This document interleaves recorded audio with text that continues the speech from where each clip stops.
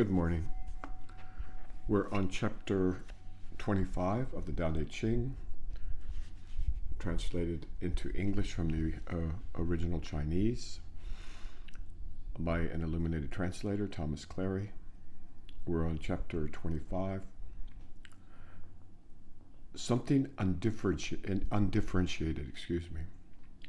Something undifferentiated was born before heaven and earth, still and silent, standing alone and unchanging, able to be mother to the world.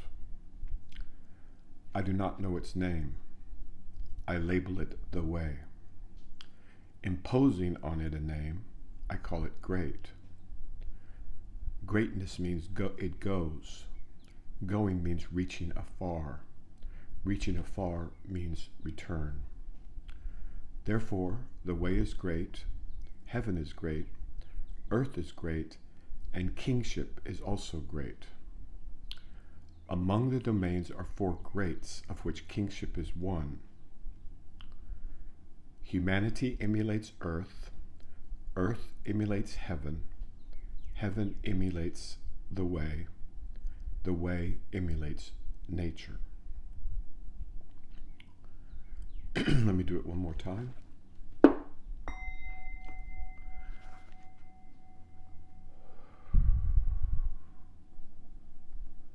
Something undifferentiated was born before heaven and earth, still and silent, standing alone and unchanging, going through cycles unending, able to be mother to the world.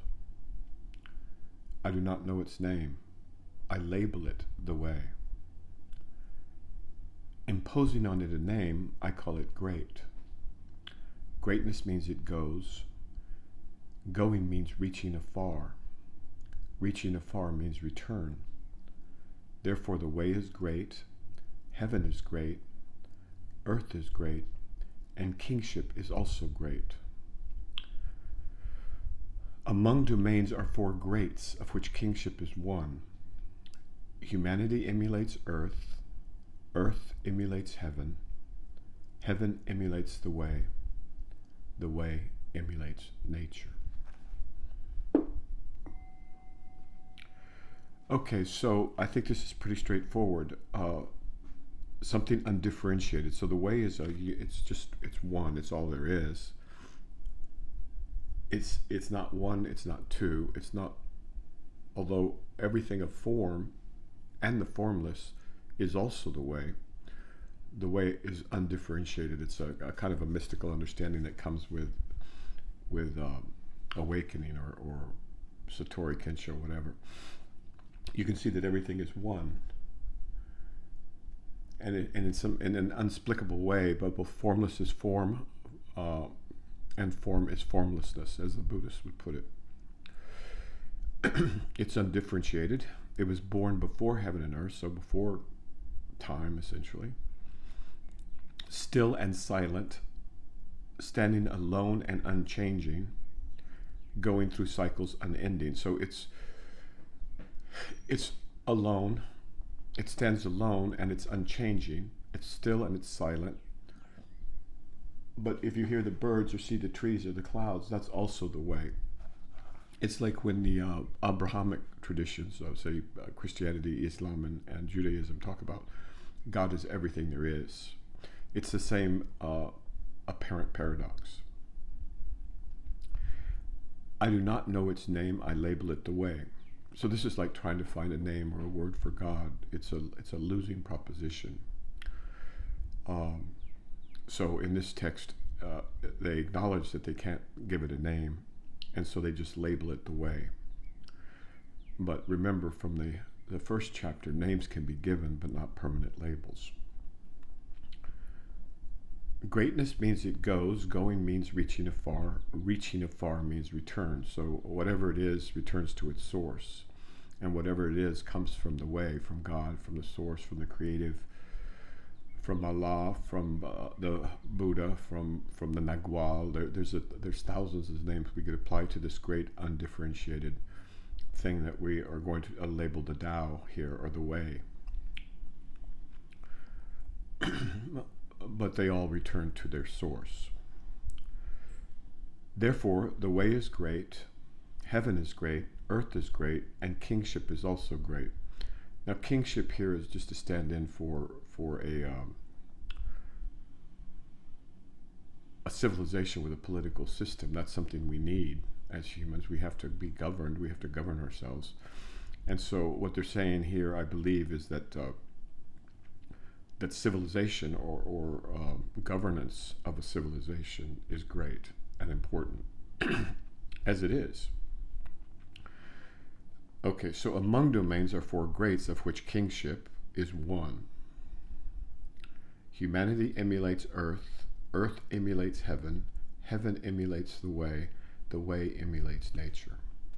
And so we have an undifferentiated one that nonetheless accounts for all of the beauty and mystery that we see out here and all the forms. Okay, moving to 26. Gravity is the root of lightness. I've always read gravity as something like seriousness or a grave situation or a grave person. But I see now here there's kind of a pun, because there's gravity is the root of lightness, which seems to have the double meaning included. So here we go. Gravity is the root of lightness. Gravity is the root of lightness. Calm is the master of excitement. Thereby do exemplary people travel all day without leaving their equipment. Though they have a look of prosperity, their resting place is transcendent. What can be done about heads of states who take the world lightly in their own self-interest? Lack of gravity loses servants of the state. Instability loses heads of state. So I think this is fairly straightforward. But let's read it again. Gravity is the root of lightness. Calm is the master of excitement. Thereby do exemplary people travel all day without leaving their equipment. Though they have a look of prosperity, their resting place is transcendent. What can be done about heads of state who take the world lightly in their own self-interest? Lack of gravity loses servants of state. Instability loses heads of state. So here, they're as is common, especially in the middle parts of the Tao Te Ching, they're referring also not only to the governance of the individual self, but also to the body politic, or to the civilization itself. Because in Taoism, as in Buddhism and in every mystical tradition, everything is really an undifferentiated whole. It's very easy for them to move from the principles that govern the individual to the principles that govern the civilization or the peoples of the world. What do they say these days in science? They say, as above, so below. Where they say the world is fractal, and what we see is these same patterns occurring at the level of the cell, at the level of the organism, at the level of society, at the level of culture, and then intergalactically or cosmically, we see the same patterns. One of the other things that's extraordinary about our world. So speaking to practitioners, it's said that gravity is the root of lightness, calm is the master of excitement.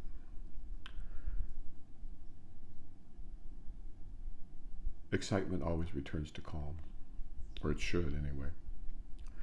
And thereby do exemplary people travel all day without leaving their equipment. Though they have the look of prosperity, their resting place is transcendent.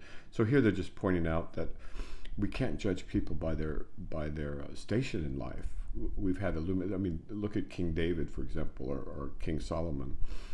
I don't know the details of those guys, but the point is that just because, I think it was Doris Lessing that said, because of in America in particular, we think that if a man lives in a cave eating lentils, well, then he must be more illumined than someone who, just has a normal house and has a normal job and takes care of his family.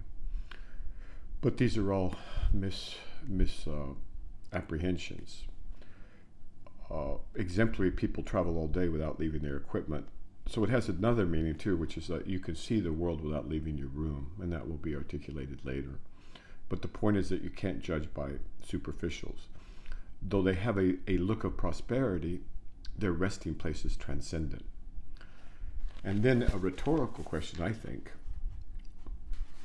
and it's a critical one. What can be done about heads of state who take the world lightly in their own self-interest? What can we do about those folks? And then there's a kind of a warning for the bureaucrats and the heads of state and the presidents or kings or whatever. Lack of gravity loses servants of state. Instability loses heads of state. So off with their heads if they are unable to keep stability in their peoples. Okay, and now we have number 27, which is called good works.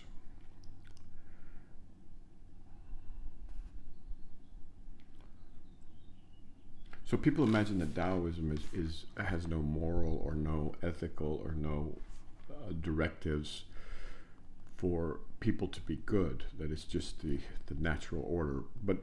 And that's true, but it's not in a moral sense. It's not in an ethical sense. It's more describing how people who are good, who are candidates for understanding, conduct themselves.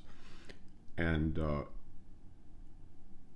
far from the popular image of the sage, the wise sage living alone in the mountains as a hermit.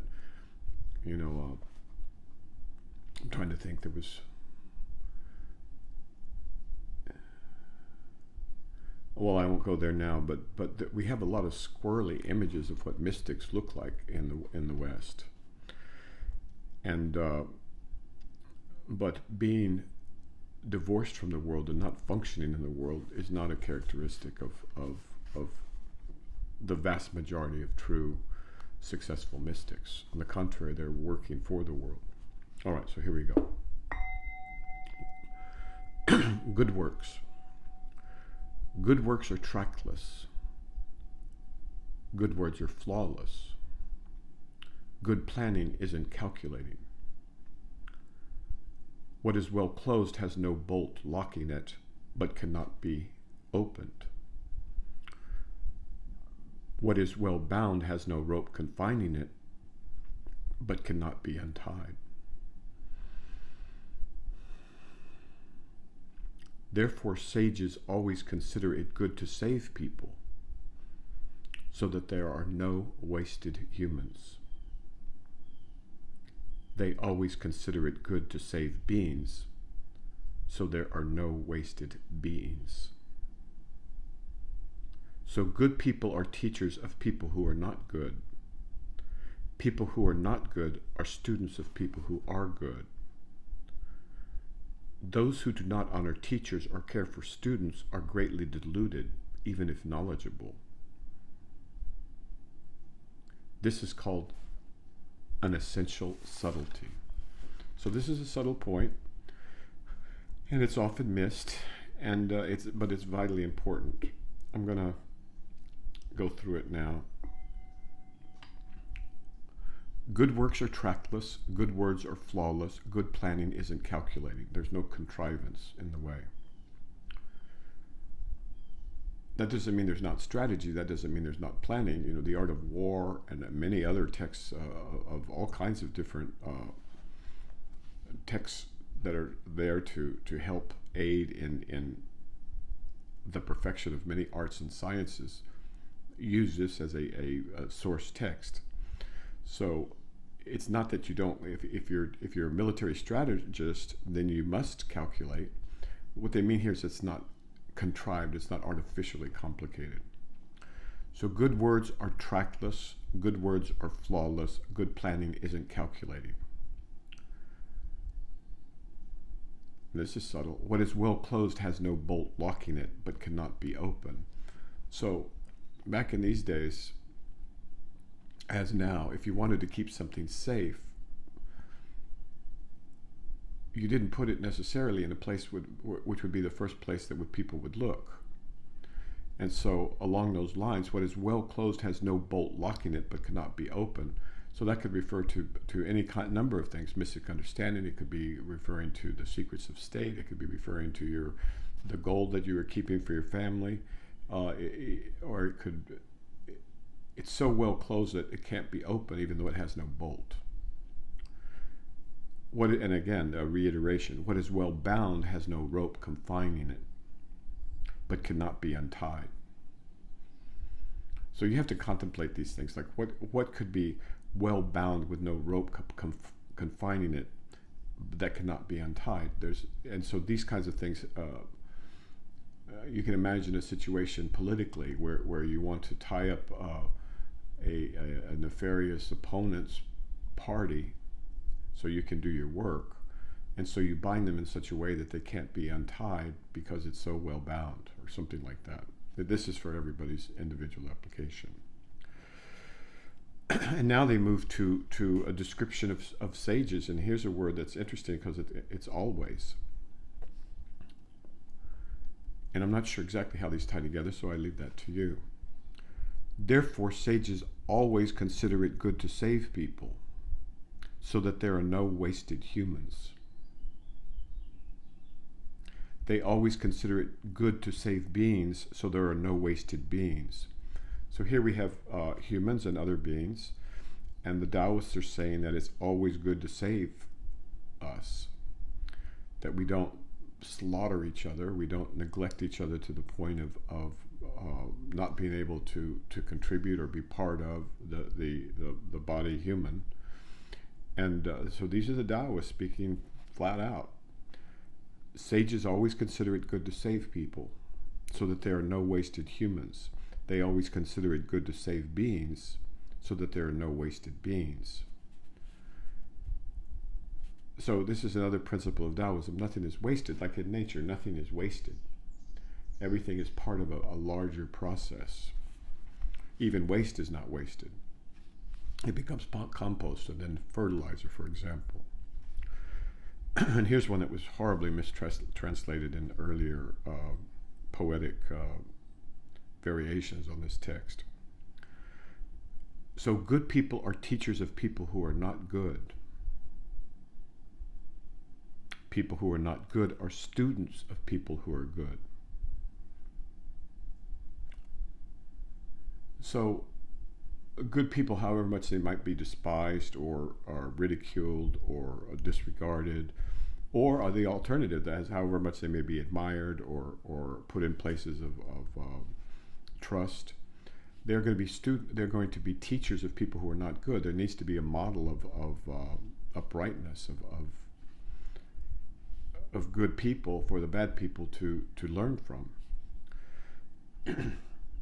And here they say it's reciprocal, because the people who are not good, somewhere deep down inside, unless they're truly deviant, they know to watch the people that are good, because someday when they're able, they would like to emulate that, whether they're willing to admit it or not.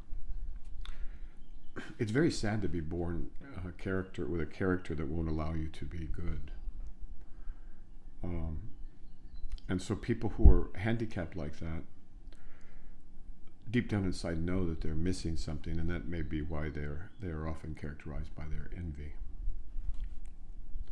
And here's an interesting statement. Those who do not honor teachers or care for students are greatly deluded, even if knowledgeable. This is called an essential subtlety. And I think that speaks for itself. We need to take care of one another, folks, as best we can. Okay, well, thank you for listening. That's, let's see, today we did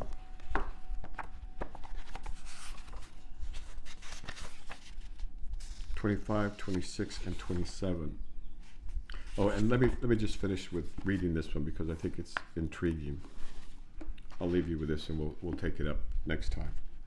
This is number 28, Know the Male. Forgive me if I screw it up.